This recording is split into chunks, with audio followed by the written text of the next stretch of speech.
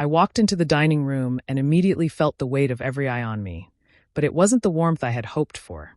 It was laughter, mocking, the kind that cuts deeper than silence. My in-laws were seated around the table, forks poised like weapons, and somewhere in the background, I could hear Emma giggling along with them, a sound that felt like betrayal wrapped in comfort. "Sit down, sweetheart," her mother said, though the smile didn't reach her eyes. "Don't be shy. We were just talking about how cute your little cooking disaster was last week." I forced a laugh, the sound hollow even to my own ears. The joke had been subtle, playful even, until I noticed how everyone else leaned in, smirking, and how Emma didn't defend me. She just sipped her wine and laughed softly, her hand brushing his, her brother's, just for a fraction of a second, and the chill that ran down my spine had nothing to do with the air conditioning. I sat, trying to steady myself, though my stomach felt like it was unraveling. The food smelled good, but I couldn't focus on it. The room felt smaller, tighter, each word exchanged between them like a knife. I remembered the quiet way Emma had kissed me goodbye before we left the apartment, the lingering look I now recognized as the last piece of a puzzle I hadn't wanted to see. Her father leaned over, clasping his hands together. "So, tell us again how you met Emma. You know, the version you tell everyone else," he said, eyes glinting with something I couldn't place. Curiosity? Amusement? Malice? I swallowed hard. It was simple. A mutual friend introduced us. My voice sounded foreign, stiff, defensive, though I didn't know why. I had always known how to answer this question. Tonight, it felt loaded, threatening, like the air itself had changed. Her mother tilted her head, eyes narrowing slightly. "A mutual friend, huh? That's not the story she tells." Emma laughed then, a soft, careful laugh, and the sound twisted inside me. Something was off. Her eyes didn't meet mine. Her smile didn't reach me. It was a mask, a performance for everyone else, and the tiny disconnect, almost imperceptible, lodged itself in my chest like a splinter I couldn't remove. I forced a smile, trying to keep the evening from collapsing, trying to keep the pieces together. "People tell stories differently," I said lightly, hoping my voice didn't betray the unease settling over me. Her brother, always a quiet presence, finally spoke. "Yeah, but some stories aren't just different. Sometimes they're rewritten." His voice was low, calm, almost casual, but it carried weight. I turned toward him, startled, but he looked away quickly, a flicker of something. Concern? Warning, passing across his face. Emma's hand tensed on the table. She said nothing. She never did when he looked at me like that. The rest of the dinner continued, but I couldn't eat.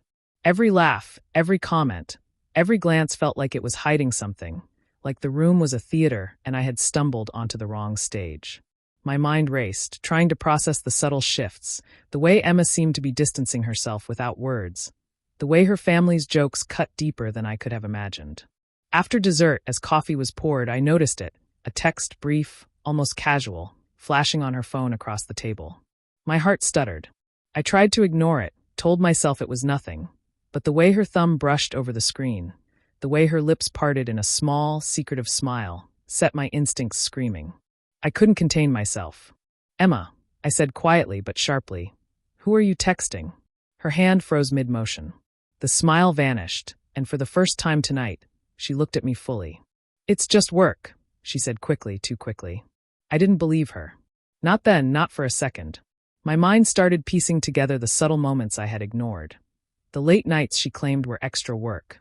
The sudden weekend trips she couldn't explain, the subtle emotional distance that had grown like ivy around our marriage.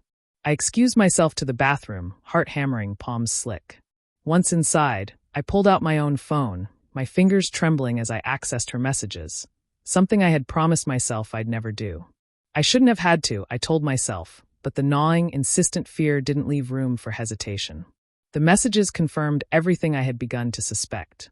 Months of secrecy, carefully curated lies, plans and confessions sent to someone else while I was left in the dark. The betrayal wasn't a single act. It was a slow, deliberate dismantling of the life we had built. I barely heard the knock on the bathroom door. "Everything okay in there?" Emma's voice was soft, coaxing, unaware that I already knew. "No," I said quietly, the words barely audible, but full of the weight I felt crushing my chest. "No, it's not okay." I left the bathroom and returned to the table, my face a mask of composure. I sat down slowly, trying to think, trying to breathe, trying not to collapse under the magnitude of what I had discovered.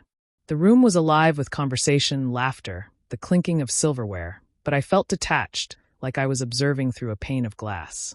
Her brother leaned slightly toward me again, voice barely above a whisper. I think you should see it for yourself. His hand pointed subtly to her phone, left carelessly on the edge of the table, while she rose to refill her cup. I froze, staring at it, knowing exactly what I would find. And then, trembling, I picked it up. The messages spilled out, conversations full of intimacy, planning, laughter that didn't include me. Each word landed with a precision that made my chest ache, a slow, cutting blow that left me gasping. Emma returned and froze. The moment stretched, taut with accusation and understanding. I can explain, she said, voice quivering. I shook my head, unable to form words. The betrayal, the months of lies, the complicity of her family's dismissive laughter, all converged into a singular clarity. This was deliberate. This was the truth she had been hiding while pretending to be mine. Her mother's eyes widened, but she said nothing. Her father shifted uncomfortably in his seat. Her brother stayed silent, watching, calm but firm. I finally looked up at Emma, my voice raw and shaking. Why? How long? She swallowed, a tear sliding down her cheek. I didn't want to hurt you. It just had happened. I never wanted to. But I couldn't hear her. Not the words. Not the excuses. Not the feeble attempt to minimize months of betrayal. I pushed back from the table slowly, deliberately, every movement heavy with the weight of my decision forming in real time. The room went quiet. The laughter, the casual cruelty, the facade of family warmth. It all dissolved into a charged silence. I stood, leaving her hand inches from mine, and walked out. The cool night air hit me, sharp, cleansing, terrifying. I didn't look back. I didn't want to. I had seen the truth, the quiet complicity of those around her, the deliberate distance she had kept, the choices she had made. I knew that night, long before the apartment door closed behind me, that some fractures cannot be mended. Some betrayals redefine everything in an instant. And as I walked into the darkness, I felt the first pang of something new. Clarity, painful but necessary, settling in the hollow of my chest. I didn't return to the apartment that night. I walked the city streets in a daze, each step hollow, each breath sharp against the cool air. The betrayal wasn't just in her messages or the complicity of her family. It was in the way the world had felt suddenly alien. How the people I thought I could trust, the woman I loved, had been quietly rewriting our life behind my back. Hours passed. The city hummed around me, oblivious to the collapse of the life I had known. I found myself sitting on a bench in a dimly lit park, letting the silence press against me, letting the reality of what I had discovered sink fully into my chest. I replayed the dinner over and over. The laughter, the casual cruelty, the way her hand had brushed his, the way her eyes never met mine. The subtle signs I had ignored, the tiny inconsistencies I had brushed off, they all coalesced into a single, undeniable truth.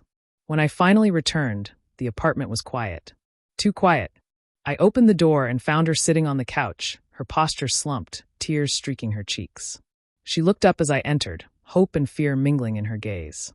I can explain, she whispered. I shook my head slowly. There's nothing left to explain, Emma. I saw everything. The messages, the plans, the jokes at the table. It's all been there. And your family, they weren't innocent either. Her eyes widened, but she said nothing. I could see the realization in her face, that the armor of their laughter and her secrecy had crumbled. I trusted you, I said, my voice low, tight with emotion. I trusted you with everything. And you? I gestured vaguely at the table at her, at the months of lies. You chose to tear it all apart quietly, deliberately, while pretending I didn't notice. She looked down, tears falling freely now. I never wanted to hurt you. I didn't know how to stop. You didn't know how to stop, I interrupted, my voice breaking despite myself. Or maybe you just didn't want to. That's the difference. That's what makes this irreparable. You made a choice before I even knew there was one to be made. She reached for me, trembling, and I flinched instinctively. The woman I loved, the woman I thought I knew, had become someone I couldn't recognize. The intimacy, the shared history, the promises, they felt hollow, irrelevant, as though they had never existed. I can't stay here, I said finally, each word deliberate, like stepping over a threshold I couldn't return from. I can't pretend like we can rebuild what you've destroyed. The trust is gone. The life we had, it's gone. And there's nothing left to hold on to. Her hands dropped into her lap. She said nothing more, and I didn't wait. I packed a small bag with meticulous care, each item a relic of a life now irreversibly changed. Each fold of clothing, each object I touched, carried the weight of memories laced with betrayal. She watched silently, understanding without words that I wasn't coming back. The city outside was indifferent, a contrast to the storm inside me. I left the apartment, the key cold and heavy in my hand. For the first time that night, I felt clarity amidst the chaos. The betrayal had revealed itself fully. The choice had been made, not by me but by her. And I had to make mine. I found refuge in a friend's apartment, letting the quiet envelop me. There were no words, no reassurances, just space to think, to grieve, and to breathe. I thought about the life we had imagined, our plans, the dreams we shared, the quiet nights at home. All of it had been built on trust, and all of it had been quietly dismantled. Tears came freely then, not of desperation or pleading, but of acknowledgement. I had loved her fully, believed in her completely, and now I was letting go. There was no revenge, no confrontation left to have. Only the painful acceptance of a truth that was raw, unflinching, and absolute. I reflected on the quiet voice at the dinner table, her brother, the one who had hinted at what I might discover. Calm, observant, almost removed from the chaos, he had offered me the first glimpse of reality in the middle of a room designed to make me feel small. That quiet intervention, that subtle acknowledgement of what was happening, had given me the courage to confront the truth, even when the rest of the world seemed determined to hide it. By evening, I had arranged a temporary place to stay, a space where I could begin to rebuild, breathe, and consider what came next. I didn't know if I would ever fully forgive her or the subtle complicity of those around her. I didn't know if I would feel whole again. But I did know this. I had faced the raw, unfiltered truth, and I had chosen a path that preserved my dignity and my heart. Sometimes I thought the hardest moments in life don't just break you, they clarify you. The quiet betrayal, the small, deliberate acts of deception, the casual laughter at the table, they all demanded a choice from me. And I had made mine. I chose truth over illusion, self-respect over comfortable denial, clarity over the comforting lies I had allowed myself to believe. The nights that followed were long, filled with quiet reflection. I revisited the memories of our marriage, sorting them into what I could carry forward and what I needed to leave behind. I realized that love doesn't always protect you from pain, but it teaches you resilience. Even in the wake of deception, even in the aftermath of betrayal, I could still find the strength to keep moving forward. I never returned to that dinner table. I never spoke to her in that way again. The apartment was a memory I couldn't live in, a life I couldn't inhabit. But in that absence, in the quiet space I carved for myself, I found a beginning. The ache remained, yes, raw, constant, but it was tempered by the clarity of my choice, the acknowledgement of what had happened, and the knowledge that I had not allowed myself to be destroyed completely. I understood, finally, that some betrayals define everything, and some voices, quiet, observant, persistent, can rewrite even the most damaging narratives.